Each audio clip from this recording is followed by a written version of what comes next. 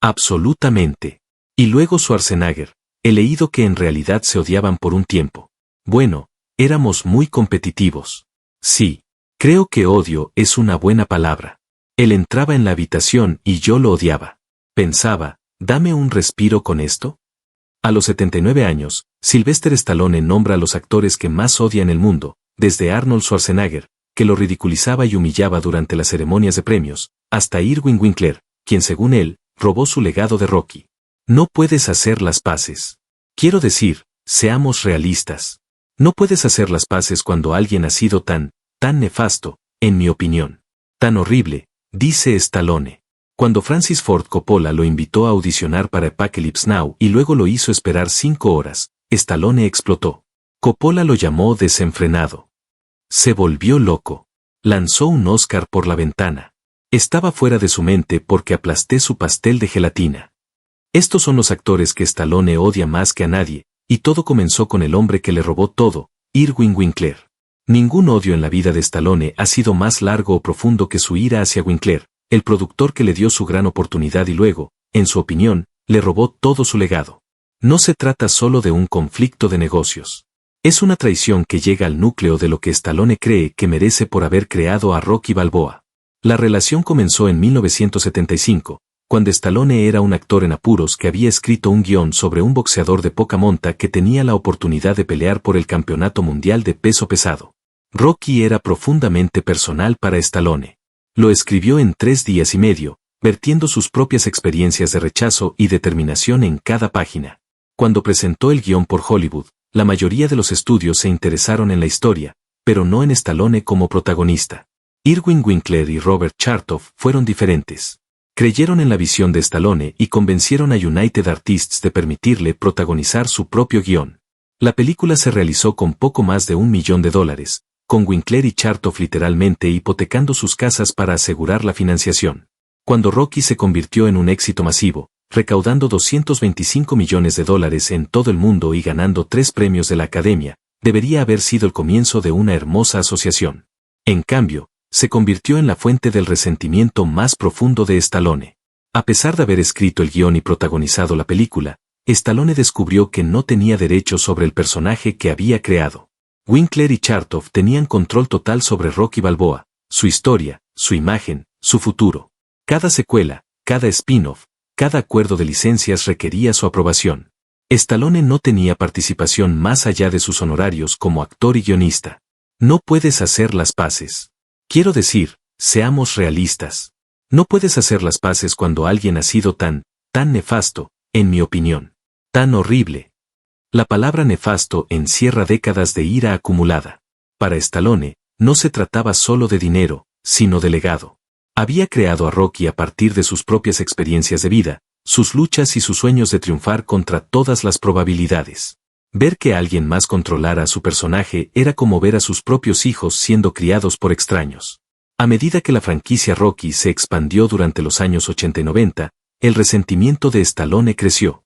Observaba cómo Winkler obtenía ganancias de las secuelas, merchandising y acuerdos de licencias, mientras él solo recibía los pagos contractuales.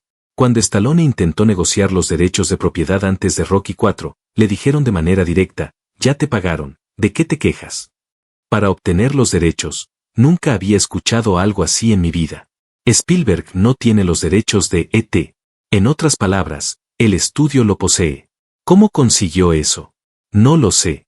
Lo que significa que tengo que suplicarle, ¿puedo hacer esto? ¿Puedo hacer aquello? La situación se complicó aún más cuando los hijos de Winkler, David y Charles, se unieron al negocio familiar como productores en futuras películas de Rocky y Creed. Stallone veía cómo se construía una dinastía basada en su creación mientras él permanecía excluido de la propiedad. Cada solicitud para usar al personaje, cada decisión creativa sobre el futuro de Rocky requería ir de la mano con la familia Winkler. La humillación alcanzó su punto máximo con la trilogía Creed, cuando Michael B. Jordan se acercó a Stallone para revivir a Rocky como mentor. El proyecto reavivó todos los antiguos agravios de Stallone. Aquí había una nueva generación de cineastas que querían expandir el universo de Rocky, pero Stallone aún no tenía control sobre su propia creación. Winkler y sus hijos se beneficiarían del spin-off mientras Stallone permanecía como un empleado en proyectos basados en su propio personaje. ¿Sientes que nunca podré ver Creed 3? Le preguntaron. Nunca. Sí. No. Y no es que Michael B. Jordan no sea buena persona. El estudio es maravilloso, pero ha sido un camino emocionalmente muy duro, eso es todo. Stallone apenas puede mencionar el nombre de Winkler. Después de casi 50 años de colaboración, la relación se ha deteriorado hasta el punto de que Stallone se niega a trabajar en proyectos si Winkler está involucrado. Incluso ha declarado públicamente que solo regresará para Creed 4 si Winkler se retira completamente de la franquicia. Los ataques personales se han intensificado en los últimos años. Stallone ha llamado a Winkler notablemente sin talento y parasitario en redes sociales, publicando imágenes del productor de 93 años representado como una serpiente con un cuchillo por lengua. Ha acusado a Winkler de ser el productor más odiado, sin talento y decrépito de Hollywood, y ha etiquetado a él y a su familia como sanguijuelas. Lo que hace que esta enemistad sea particularmente trágica es que ambos hombres ahora están en sus actos finales. Stallone tiene 79 años. Winkler, 93. El tiempo para la reconciliación se está agotando, pero ninguno parece dispuesto a dar el primer paso. Stallone quiere la propiedad de su creación antes de morir para poder dejar algo significativo a sus hijos.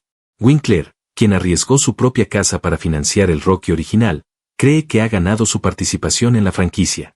La realidad legal es que Winkler probablemente posee los derechos legítimamente. Cuando Stallone vendió su guión en 1975, intercambió la propiedad por la oportunidad de protagonizar la película. Una decisión que lanzó su carrera, pero le costó el control de su creación más famosa. Ninguna cantidad de ataques públicos puede cambiar los contratos firmados hace casi medio siglo. Pero para Stallone, esto no se trata de tecnicismos legales. Se trata de lo que es justo. Él creó a Rocky Balboa desde cero, vertió su alma en el personaje y hizo que la franquicia fuera valiosa a través de sus actuaciones y guiones. Ver que ese legado esté controlado por otra persona, y saber que sus hijos heredarán únicamente los pagos por actuación y no los derechos de propiedad, es la traición definitiva. La enemistad con Winkler se mantenía en privado, pero el próximo enemigo de Stallone creó la guerra más pública de Hollywood. El 28 de enero de 1977, el Beverly Hilton Hotel estaba lleno de la élite de Hollywood que se había reunido para la 34ª ceremonia de los Globos de Oro. Sylvester Stallone debería haber estado celebrando la noche más grande de su carrera. Rocky, la película que había escrito en 3 días y medio mientras estaba quebrado y dormía en estaciones de autobús, había conquistado América y recibido 6 nominaciones a los Globos de Oro esa noche. Hollywood lo había sentado en la misma mesa que Arnold Schwarzenegger, quien había sido nominado como nueva estrella del año por su papel en Stay Hungry. Lo que sucedió después encendió una guerra de 20 años que remodelaría el cine de acción para siempre. A medida que avanzaba la noche, Rocky comenzó a perder categoría tras categoría. Mejor actor fue para Peter Finch por Network. Mejor guión fue para Patty Chayefsky. Cada vez que no mencionaban el nombre de Stallone, los testigos afirmaron que Schwarzenegger se divertía más. No con risas educadas de Hollywood, sino con carcajadas audibles ante las derrotas acumuladas de Stallone. El punto de quiebre llegó cuando Rocky finalmente ganó como mejor película dramática. Mientras Stallone se levantaba para aceptar su único premio de la noche, notó que Schwarzenegger todavía se reía en la mesa. Algo primitivo se rompió dentro del nativo de Filadelfia. Stallone agarró el centro de mesa de flores y lo lanzó directamente a la cabeza de Schwarzenegger. Arnold se agachó. Las flores explotaron contra la pared y la pelea más famosa de Hollywood nació oficialmente. La competencia que siguió se convirtió en una guerra total que definió el panorama del cine de acción de los años 80. Cuando Stallone creó a John Rambo, Schwarzenegger respondió con Dutch Schaefer en Predator. Cuando Rocky se había puesto en 166 libras de músculo puro para Rocky 3, Schwarzenegger de alguna manera logró ser aún más grande para Conan el Bárbaro. Medían todo: número de muertes en sus películas, recaudación en taquilla, el tamaño de las armas que portaban sus personajes, incluso sus medidas físicas para portadas de revistas. Pero Schwarzenegger poseía algo que demostraba ser más devastador que cualquier ventaja física: la habilidad de manipular la naturaleza competitiva de su rival en su contra. El ejemplo más brutal ocurrió en 1992 con Stop, or My Mom Will Shoot, un guión que cualquier estrella de acción A-list de Hollywood reconocía como veneno para la carrera. La premisa era ridícula: un policía duro obligado a trabajar con su madre autoritaria en una comedia familiar que podía destruir la credibilidad de cualquier héroe de acción. Cuando el guión llegó al escritorio de Schwarzenegger, Él lo reconoció inmediatamente como profesional y lo rechazó. Pero cuando Stallone llamó para conocer su interés, Arnold vio la oportunidad de eliminar a su rival de una vez por todas. Schwarzenegger ejecutó la manipulación perfecta. Le dijo a Stallone que la idea era brillante y que lo estaba considerando seriamente. En cuanto Stallone escuchó que su rival estaba interesado, 20 años de odio competitivo superaron todo instinto racional. Stop. Or My Mom Will Shoot se convirtió en uno de los mayores desastres de la carrera de Stallone, recaudando solo 70 millones de pesos en todo el mundo contra un presupuesto de 45 millones de pesos, y arrasando en los premios Razzie. Schwarzenegger había logrado algo que ningún oponente de boxeo había conseguido, hacer que Stallone pareciera tonto sin lanzar un solo golpe, demostrando que en Hollywood las armas más letales no eran los puños ni las pistolas, sino la habilidad de explotar las inseguridades más profundas del enemigo. El siguiente odio de Stallone nació de un sándwich de pollo y nunca murió. Antes de que ambos fueran famosos, Stallone y Richard Gere eran solo dos actores luchando por abrirse camino en Hollywood en los años 70. Ambos fueron elegidos para The Lords of Flatbush, un drama de bajo presupuesto sobre grises de Brooklyn en los años 50. La película debería haber sido su gran oportunidad para demostrar que pertenecían a la industria, pero se convirtió en la cuna de una de las enemistades más largas de Hollywood. Desde el momento en que se conocieron en el set, Stallone y Gere chocaron. Ambos eran ambiciosos y competitivos, pero sus enfoques de actuación no podían ser más distintos. Stallone encontraba el método de actuación de Gere pretencioso e insufrible. Gere veía a Stallone como rudo y antiintelectual, alguien que no entendía el arte de actuar. La tensión creció durante semanas en la producción. Pequeñas discusiones se convirtieron en confrontaciones mayores. Stallone se quejaba de que Gere era imposible de tratar porque permanecía en personaje entre tomas. Gere supuestamente criticaba la técnica actoral de Stallone y cuestionaba si tenía la inteligencia para manejar diálogos complejos. El punto de quiebre llegó durante un descanso para almorzar en Coney Island. Era un día frío y el único lugar cálido para que el elenco comiera era el asiento trasero de un Toyota. Stallone se acomodó con un hot dog cuando Gere entró con lo que Stallone describió más tarde como medio pollo cubierto de mostaza, casi goteando del envoltorio de aluminio. Stallone advirtió que la mostaza podría caer sobre sus pantalones y haber consecuencias. Gere ignoró la advertencia y mordió el pollo de todos modos. Una pequeña cantidad de mostaza cayó sobre el muslo de Stallone. Stallone empujó a Gere fuera del auto y el director tuvo que elegir entre los dos actores. Eligió a Stallone. Gere fue despedido y reemplazado por Perry King. Según Stallone, Gere hasta hoy lo odia seriamente por aquel incidente. La enemistad se intensificaría años después mediante conexiones inesperadas. Durante el desarrollo de Beverly Hills Cop, Stallone originalmente iba a protagonizarla, pero cuando reescribió el guión con más acción, el presupuesto se duplicó y Paramount lo reemplazó con Eddie Murphy. La conexión con Gere vino a través de la entonces esposa de Stallone, Brigitte Nielsen, quien fue elegida para Beverly Hills Cop 2 junto a Murphy. Durante la producción, comenzaron a circular rumores de un supuesto romance entre Murphy y Nielsen. Stallone se convenció de que Gere había participado en la difusión de los rumores debido a sus conexiones mutuas en la alta sociedad europea y los círculos sociales élite. La enemistad entre Stallone y Gere alcanzó su punto máximo en los años 90 en cenas organizadas por Elton John. Según la autobiografía del cantante, los dos casi llegaron a los golpes por la princesa Diana, amiga de ambos actores. Stallone supuestamente intentó acercarse a Diana en una de esas reuniones, solo para ser interrumpido por la llegada de Gere y su química evidente con la princesa.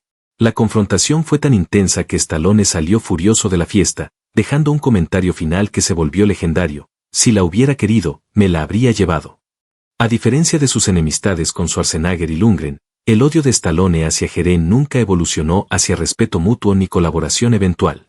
Ambos han pasado décadas evitando al otro en eventos de la industria y ninguno ha intentado públicamente reconciliarse. Mucho antes de Rocky, Sylvester Stallone era solo otro actor luchando por cualquier oportunidad en Hollywood, enfrentando el rechazo constante. En 1972, Francis Ford Coppola estaba seleccionando el elenco de El Padrino, la película que redefiniría el cine estadounidense. A pesar de ser italoamericano y haber crecido en Little Italy, Nueva York, Stallone fue rechazado incluso para un papel de extra. El director de casting le dijo que no era lo suficientemente italiano para aparecer en la escena de la boda. El hombre que se convertiría en el más famoso personaje italoamericano de Hollywood había sido rechazado por no lucir lo suficiente como tal. El rechazo fue devastador, pero no inusual en la temprana carrera de Stallone. Lo archivó junto a cientos de otros desaires y continuó perseverando. 5 años después, todo había cambiado. Rocky había ganado el Oscar a la mejor película, y Stallone había sido nominado tanto a mejor actor como a mejor guión. Ya no era un desconocido, era una de las estrellas más cotizadas de Hollywood. Fue entonces cuando Coppola lo contactó para Apocalypse Now, su ambiciosa película sobre la guerra de Vietnam. Después de que Steve McQueen y Harvey Keitel rechazaran el papel principal, Coppola quería conocer a Stallone para interpretar al Capitán Willard. Era exactamente el tipo de papel dramático que podía elevar a Stallone de estrella de acción a actor respetable. Pero Coppola cometió un error crucial, hizo esperar a Stallone durante más de 5 horas. Llegué a la oficina en el backlot de Warner Brothers probablemente al mediodía. A la 1, a las 2:00, mi estómago empezaba a rugir. A las 3, seguía esperando, recordó Stallone. Lo que comenzó como una reunión normal se volvió profundamente personal. Stallone vio pasar a otras personas mientras él permanecía sentado, hambriento y sintiéndose humillado. Era el mismo hombre que lo había rechazado años atrás y ahora lo trataba como a un actor desesperado rogando por un papel. A las 5:15 de la tarde, Stallone había pasado de la ira a algo parecido a la furia. Hambriento, humillado y frustrado, fue a la cocina de la oficina en busca de algo de comer y encontró un pastel de gelatina de 7 capas con un pequeño banderín que decía propiedad de Francis. En ese instante, 5 años de resentimiento reprimido explotaron. Este era el hombre que le había dicho que no era lo suficientemente italiano, que lo había hecho esperar durante más de 5 horas y que lo trataba como si siguiera siendo un actor desesperado. Stallone no se limitó a tomar un pedazo del pastel, lo destruyó por completo. Con ambas manos, aplastó el pastel hasta que quedó esparcido por las paredes y el suelo. Luego dejó su foto de cabeza en el escritorio y se marchó, consciente de que acababa de destruir cualquier posibilidad de trabajar con uno de los directores más grandes de Hollywood. La reacción de Coppola fue inmediata y explosiva. Llamó a la gente de Stallone en un arranque de furia, y según los informes, lanzó un Oscar por la ventana de su oficina. El ataque al pastel había herido más de lo esperado. El pastel de 7 capas tenía un significado especial para el director. Stallone nunca obtuvo el papel en Apocalypse Now, que finalmente fue interpretado por Martin Sheen, y la película se convirtió en otro éxito de Coppola. El incidente del pastel se volvió legendario en Hollywood, pero también reflejó algo más profundo del carácter de Stallone, su incapacidad para dejar ir las ofensas percibidas y su rencor hacia aquellos que lo habían menospreciado en sus años difíciles. El rechazo de Coppola llevó a una venganza a través de un pastel, un acto de represalia que mostró hasta dónde podía llegar Stallone cuando se sentía agraviado. En 1983, Stallone estaba en la cima del éxito con Rocky y Rambo, pero buscaba probar su capacidad en la comedia.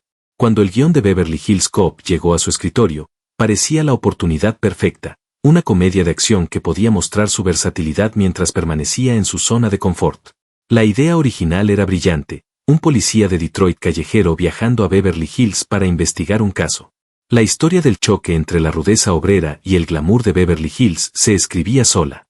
Paramount Pictures estaba interesada, y Stallone vio la oportunidad de salir de la caja del héroe de acción. Pero Stallone, fiel a su carácter, no dejó las cosas tal como estaban. Reescribió completamente el guión, transformando la comedia en un espectáculo de acción. Las persecuciones se volvieron elaboradas, los enfrentamientos verbales se convirtieron en confrontaciones físicas, y el presupuesto se duplicó de 15 millones de pesos a 30 millones de pesos casi de la noche a la mañana. Paramount, que había aprobado una comedia de acción modesta, ahora enfrentaba un blockbuster de acción masivo que podría arruinar al estudio si fracasaba. Los ejecutivos, atrapados en medio de la situación, tomaron una decisión devastadora para Stallone, reemplazarlo con alguien que pudiera manejar el guión original. Ese alguien fue Eddie Murphy, recién consagrado con 48 Oscars.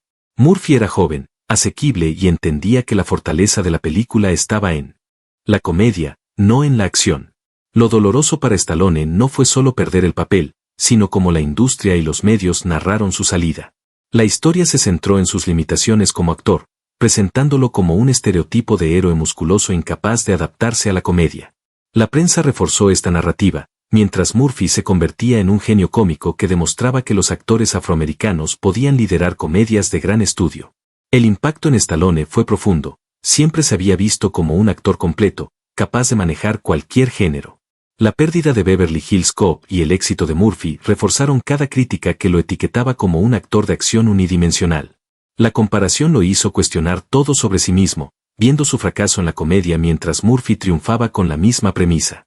La rivalidad con Arnold Schwarzenegger se convirtió en uno de los conflictos más famosos y públicos de Hollywood. Todo comenzó en la ceremonia de los Globos de Oro de 1977. Sylvester Stallone había escrito y protagonizado Rocky, una película que había conquistado a Estados Unidos y que le había valido 6 nominaciones esa noche. Arnold, nominado como estrella emergente por Stay Hungry, estaba sentado en la misma mesa que Stallone. A medida que la noche avanzaba, Rocky perdió categoría tras categoría. Mejor actor fue para Peter Finch, mejor guión para Patty Chifsky. Cada vez que el nombre de Stallone no se pronunciaba, Schwarzenegger no solo se reía en silencio, sino que sus carcajadas eran audibles y burlonas. Stallone sintió que algo dentro de él se rompía. Era una mezcla de humillación, competitividad y resentimiento acumulado. El punto de quiebre llegó cuando Rocky ganó mejor película dramática. Stallone, al ponerse de pie para aceptar su único premio de la noche, vio que Arnold seguía riéndose en la mesa. Impulsado por la emoción y la competitividad, Stallone tomó el centro de mesa lleno de flores y lo lanzó directamente a la cabeza de Schwarzenegger. Arnold esquivó el ataque y, así, nació oficialmente la rivalidad que definiría el cine de acción de los años 80. Lo que siguió fue una competencia constante y obsesiva.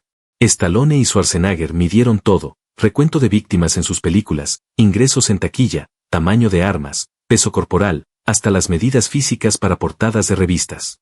Cada uno quería superarse al otro, pero Schwarzenegger poseía un arma más poderosa que cualquier músculo: su capacidad para manipular la competitividad de Stallone. El ejemplo más brutal de esto ocurrió en 1992 con Stop, or My Mom Will Shoot. El guión era un desastre, reconocido por cualquier actor de acción de Hollywood como una película que podría arruinar carreras. Era la historia de un policía obligado a trabajar con su madre dominante. Schwarzenegger vio la oportunidad de eliminar a Stallone del juego sin siquiera intervenir físicamente. Cuando Stallone llamó para consultar sobre el papel, Arnold fingió interés, y Stallone, cegado por la competitividad y el miedo a perder, aceptó la trampa.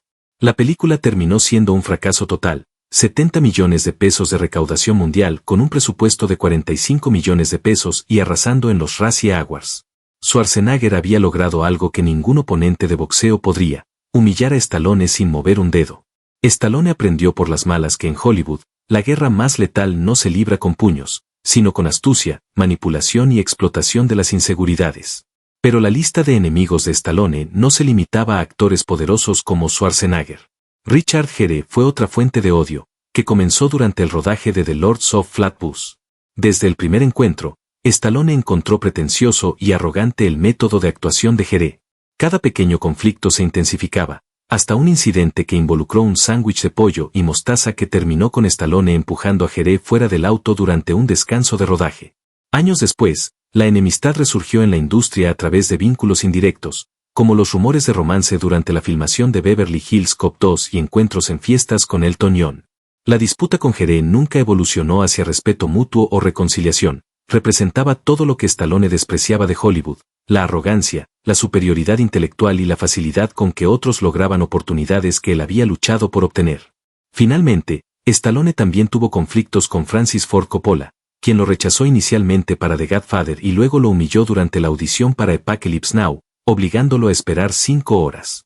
La reacción de Stallone fue legendaria: destruyó un pastel de 7 capas que pertenecía a Coppola, un acto que, aunque menor en apariencia, simbolizaba años de resentimiento y la intensidad de su necesidad de justicia personal en Hollywood. A través de todos estos conflictos, un patrón emerge: Stallone combina odio, competitividad y creatividad. Cada rivalidad, cada injusticia percibida, se convierte en combustible para su arte. Desde Rocky hasta Rambo, desde los villanos hasta las historias que elige contar, Stallone canaliza su resentimiento en películas que, paradójicamente, inspiran y entretienen a millones. En conclusión, la vida y carrera de Sylvester Stallone no solo están llenas de éxitos cinematográficos, sino también de intensas rivalidades y momentos de gran tensión que moldearon al hombre y al artista que conocemos hoy. Desde su conflicto con Irwin Winkler y la pérdida de control sobre su legado de Rocky, hasta su rivalidad con Arnold Schwarzenegger, Dolph Lundgren y Richard Gere, Stallone ha convertido la adversidad, la competencia y hasta la humillación en combustible para su creatividad. Cada enemigo, cada injusticia y cada obstáculo se transformó en una oportunidad para demostrar su talento, su resiliencia y su determinación. Su historia nos enseña que el camino hacia el éxito raramente es fácil, y que incluso los íconos más grandes enfrentan conflictos personales y profesionales que podrían derribar a cualquiera. Stallone nos muestra que la pasión, la disciplina y la perseverancia son las verdaderas armas para triunfar, y que cada desafío puede convertirse en un impulso para dejar un legado duradero. Si te ha gustado conocer los secretos, las rivalidades y la historia detrás de Sylvester Stallone, no olvides suscribirte al canal para más contenido exclusivo sobre las vidas y los secretos de tus ídolos favoritos del cine y la televisión. Activa la campanita para que no te pierdas ninguno de nuestros videos y acompáñanos en este viaje por el detrás de cámaras de Hollywood. Hasta la próxima.